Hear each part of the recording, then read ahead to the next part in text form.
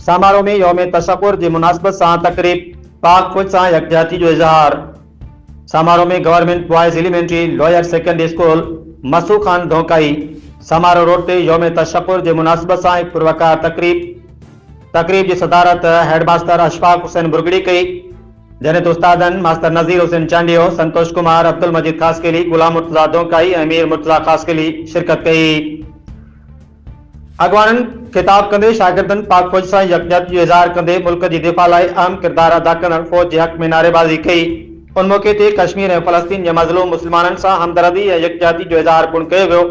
उन्हनि जे हक़नि लाइ आवाज़ बुलंद कियो वियो। स्कूल के शागिर्दन जो जोश ख़ुरोश ॾिसण वटां हो, जिन जज्बाती नारेबाज़ी ज़रिए पंहिंजी क़ौमी जज़्बे जो इजहार कियो। रिपोर्ट करे आहे डॉक्टर हेमलाल बागाणी, तवीसनल बेवरोची, सोशल मीडिया सेंटर सिंध।